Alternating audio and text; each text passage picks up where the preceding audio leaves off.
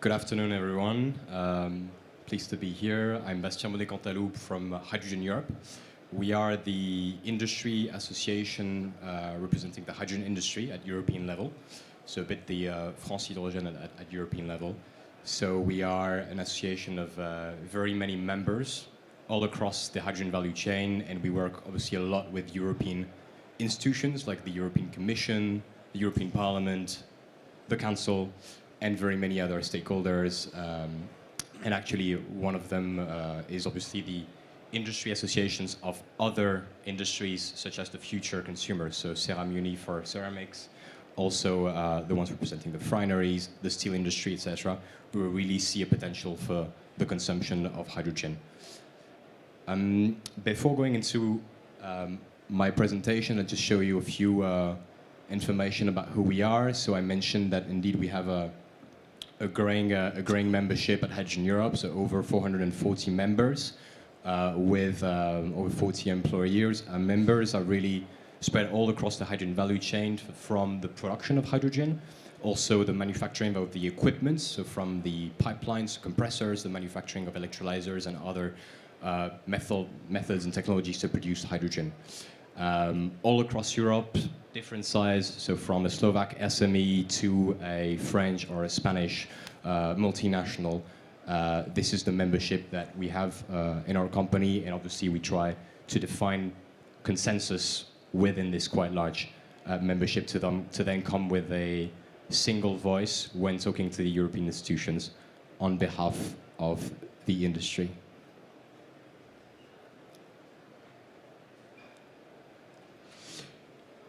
So you've heard presentations from my two colleagues on the left, looking at uses of hydrogen in industrial sectors. What I'll now aim to do is to provide you an overview with, so taking a bit of distance, an overview of industrial consumption projects at European level. Before we do so, I think it's important to also take a bit of distance and knowing what the sector is about. So this is two graphs displaying a bit the state of play of the hydrogen industry as is today. So today the hydrogen industry is a fairly niche one with some main consumption sectors. So the refinery one is one of them. Ammonia production is another one, main one for the production of fertilizers mainly. And then some other uses, methanol, etc. That consumption is and production is around 10 million tons per year in the European Union, more or less, and is mostly focused, if you look at it, in Central and Western Europe. So you can see here the consumption per country, mostly in Germany, Netherlands, France, Poland also, etc. As you know, most of the hydrogen today consumed is quite carbon intensive, and this is exactly what we want to change, switching from that kind of production to clean hydrogen production.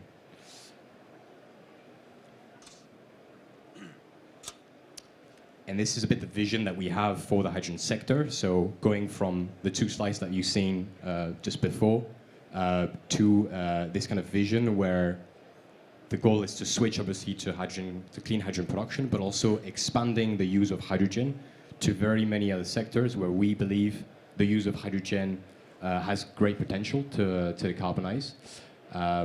It is the case, obviously, in a heavy industry. So we've talked about ceramics, about refineries, obviously for ammonia production, which is just like refineries, a sector where hydrogen is already consumed. So it is the so-called low-hanging fruit, although, I mean, it's not an easy task, but it is a fairly low-hanging fruit compared to some other sectors.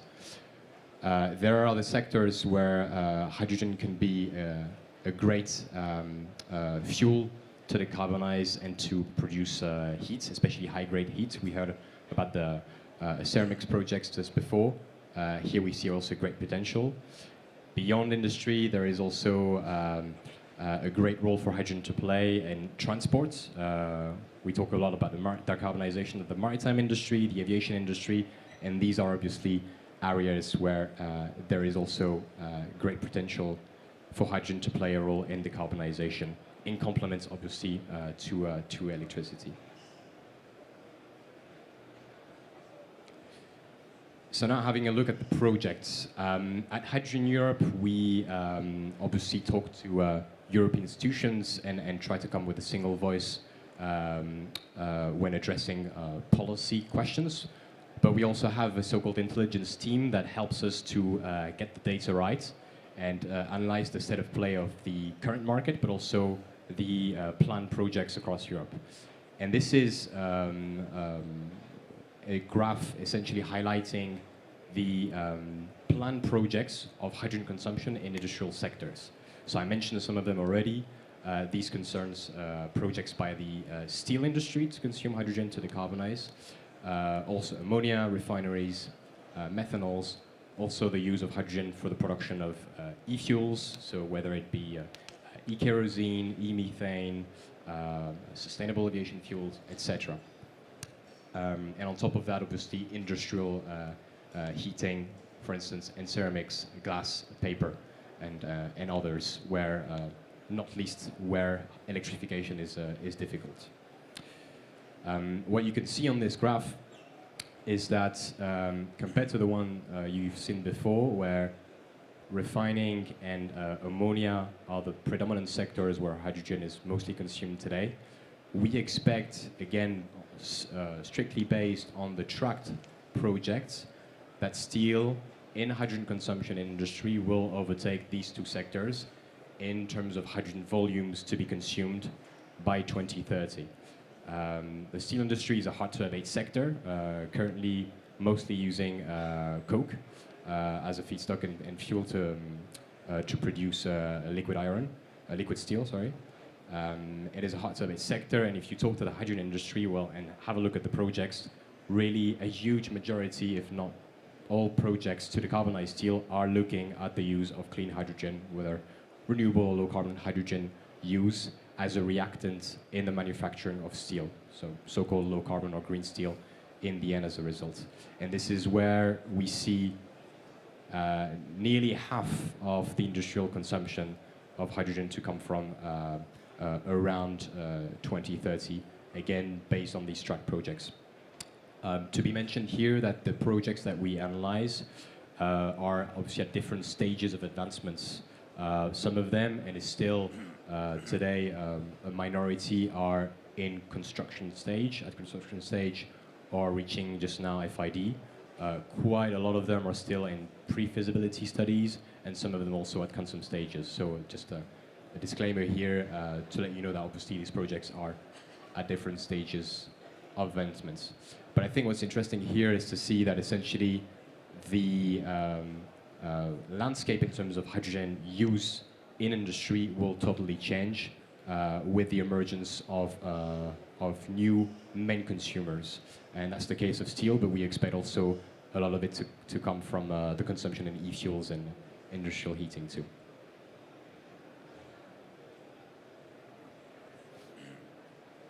Again, on the project, so you've seen a graph telling you about the quantities per year and in which industrial uses the hydrogen would be consumed.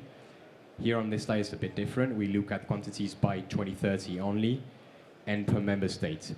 Again, this is solely based on announced project by the industry, by the companies, and data that we have managed to collect that are, in most cases, publicly available. So this is not a depiction of national ambitions.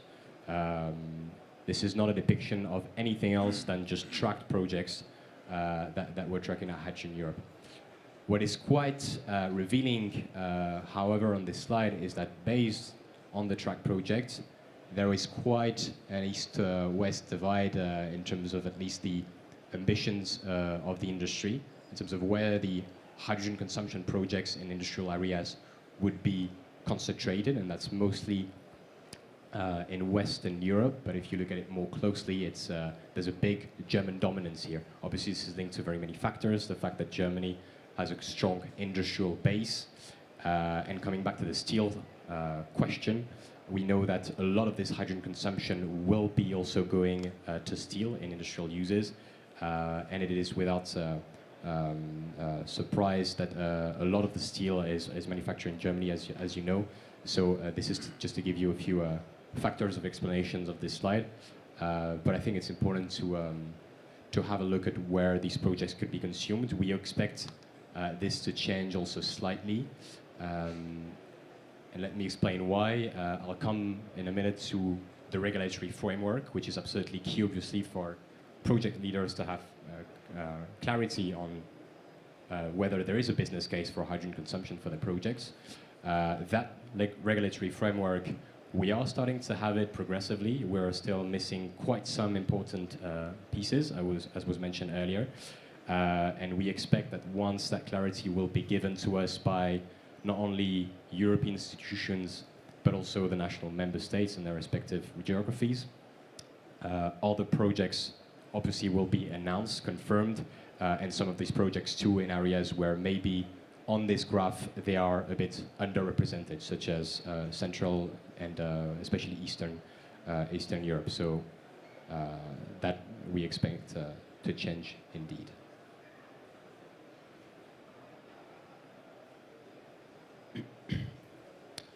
I'd like to do a deep dive here on ammonia. So the production of ammonia today is mostly to produce then fertilizers, nitrogen-based fertilizers, which are then used in the food industry. So it's an already consuming hydrogen sector. And obviously for the ammonia industry, it will be absolutely key to decarbonize its current stock of so-called grey or carbon-intensive hydrogen. So most of it is produced by steam methane reforming, so using natural gas. The ammonia industry is quite bold into looking at clean hydrogen projects for decarbonization of its consumption. And we see very many projects emerging in Europe. You see here the different ammonia production facilities on this slide in the EU and the total production capacity. And essentially, I just want to give you a sort of overview of some projects. So here you have one, for instance, in Austria, looking at the yearly consumption of 10 kilotons of hydrogen. Another one in Spain, looking at 12 kilotons of hydrogen consumption by 2025. And another one by Fertiberia, which is a main actor in the ammonia industry, looking at 30 kilotons of hydrogen by 2027. So for the decarbonization of the ammonia sector, it will be a main challenge essentially to reach scale. Today we have steam methane reforming plants producing massive quantities of hydrogen for the good functioning of ammonia plants. To replace steam methane reformers with electrolyzers is a main challenge. We need to absolutely scale up the size of the electrolyzers that we're able to manufacture to be able to reach the necessary quantities of hydrogen that are needed for these industrial consumers for them to decarbonize. And it is a main challenge. Now looking at the steel industry, so here on this map, what you can see is not current consumption of hydrogen, because the current consumption is of hydrogen in the steel industry is very close to zero. It is a massive potential hydrogen consumer, as mentioned, probably the first one in industrial uses. So what you can see here is actually the purple circles are the locations of the current blast furnaces in Europe, so producing primary steel in Europe.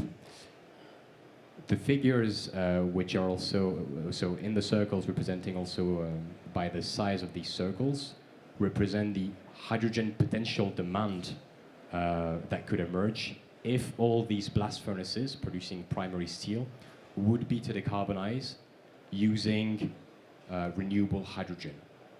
So this is potential demand only at the location of these blast furnaces. And here, just like for the ammonia industry, the challenge is massive, not only because of the scale, but also because in terms of process, you have a change of process. You go from a blast furnace running on coke and coal to something very much different, where most likely you will be relying on a very, very powerful set or electrolyzer system to produce enough hydrogen to decarbonize the steel. So the challenge in terms of scale is absolutely massive here. When it comes to the cost question, obviously it will be also a major factor for the steel industry to have sufficient hydrogen and at good cost to decarbonize. We know that there is always a stick and carrot game, for instance, with the carbon markets imposing a carbon price on industrial emitters of CO2. And in terms of carrots, there are more and more funding schemes that are also being made available.